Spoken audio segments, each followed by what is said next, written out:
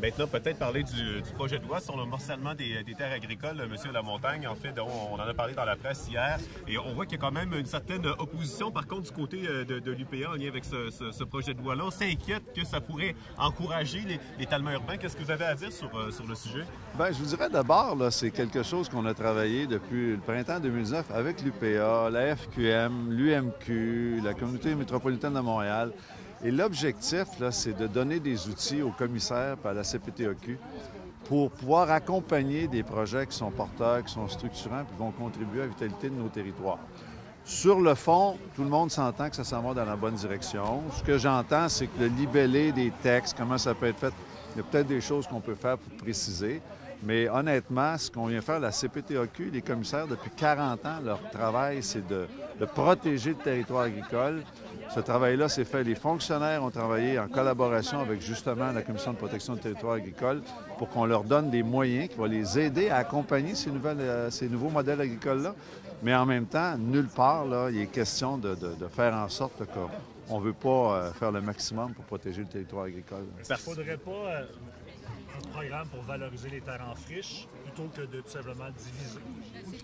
Bien, l'idée, c'est pas de diviser. L'idée, c'est qu'aujourd'hui, on a 25 à 30 de nos jeunes qui sortent de nos écoles, qui prévoient puis veulent pratiquer une agriculture qui est émergente.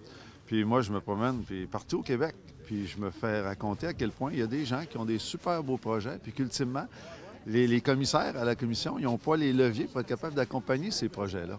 Alors, l'objectif, c'est de leur donner les outils pour pouvoir accompagner ces projets-là, tout en s'assurant, c'est leur fonction, ils le font tous les jours depuis 40 ans, c'est de protéger le territoire agricole.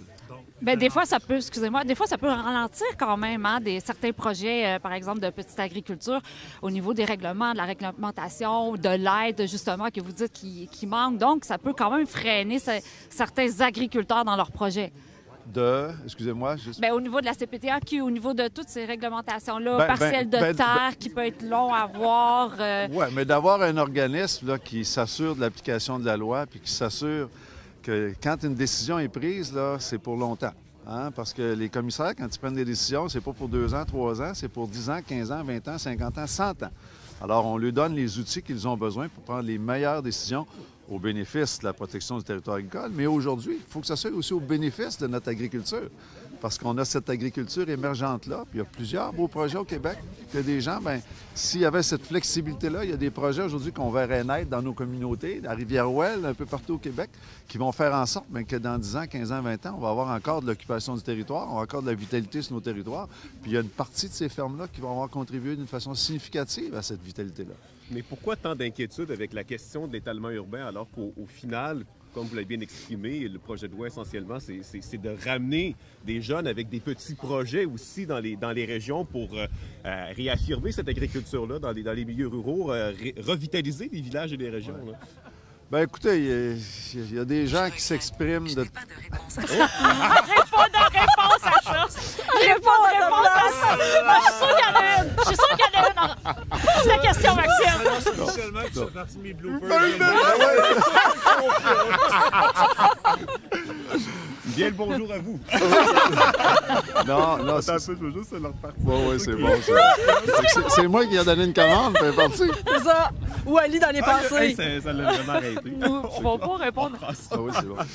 Bien, ce que je peux voir, c'est qu'on a déposé un projet de loi. Il y a 8 ou 9 modifications qu'on vient faire. Il y en a une, entre autres, qui vise à donner des critères aux commissaires pour pouvoir accompagner ces modèles-là. Il y a plusieurs autres interventions qu'on fait. C'est plutôt assez chirurgical ce qu'on fait. Mais il y a des gens qui s'expriment, puis honnêtement, il y a des commentaires que je lis, que j'entends, ça n'a pas tellement rapport avec ce qu'on propose. Fait qu'on va avoir les travaux, l'étude article par article.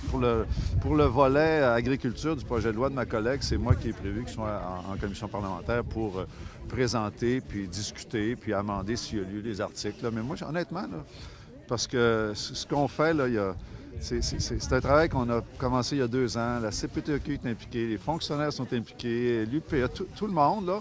Puis, s'il y a des choses à préciser, on va le faire, mais ça pointe dans la bonne direction.